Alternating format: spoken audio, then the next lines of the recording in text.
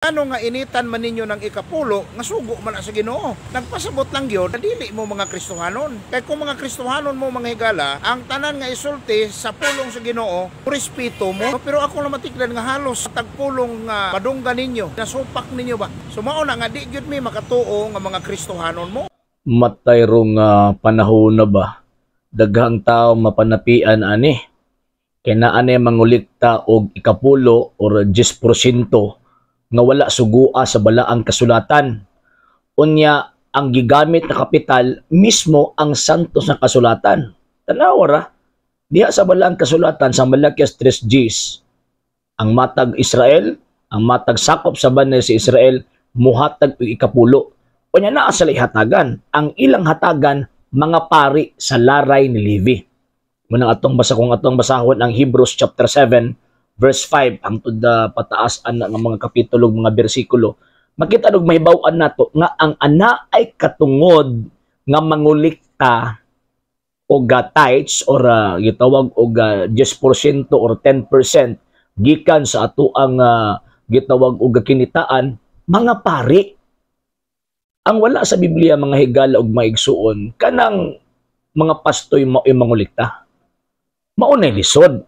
Ngano man kay sa hinungdan nga ginagamit ang balaang kasulatan, ginagamit ang Biblia isip kapital aron makapanapi. Manang giingon ni San Pablo Roma kapitulo 16 bersikulo 17-18, kay kining moong mga tawhana wa mag-alagad kang Kristo kung dili nag-alagad lamang sa ilang kaugalingong mga tiyan.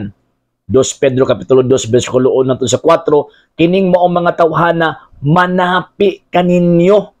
Manong ato man lang gamito ng word nga manapi tungod kay wala sila'y authority to collect tithes. Wala sila'y otoridad nga mokolekta og tawag ining ikapulo. Asa doon sa Biblia bi?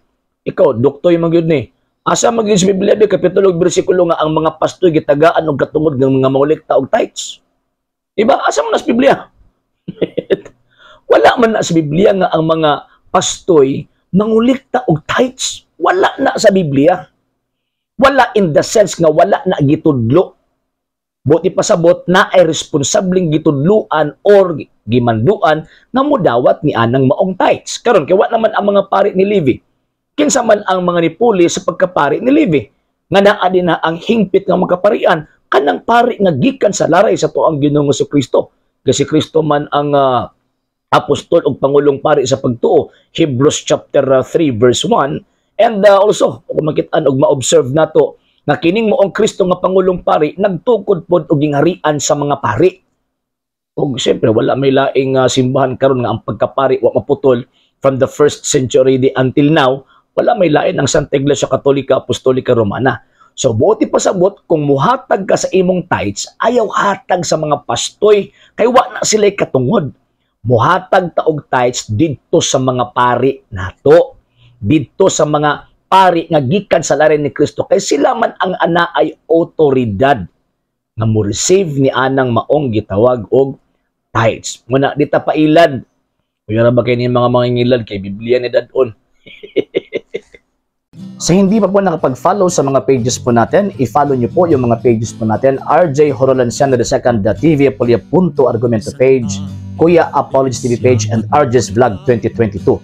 And pwede rin po kayo mag-send po dyan ng Facebook stars. And also, sa ating po mga channels, sa hindi po nakapag-subscribe, subscribe po ninyo yung mga channels natin. Dalay Catholic, Apologies International Official, RJ Sano II TV, Kuya Apologies TV, and Barrio Kawayan Religious Forum.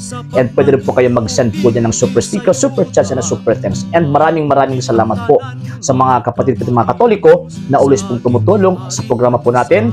Maraming salamat po. Nang dahil po sa tulong at suporta po ninyo ang programa pong ito, until now, andito pa rin po sa social media.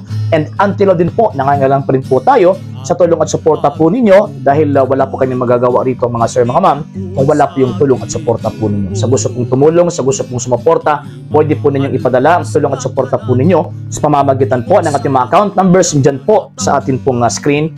And pwede nyo po kaming i-message sa ating pong page kung via remittance po yung papadala po ninyo. Maraming salamat po in advance.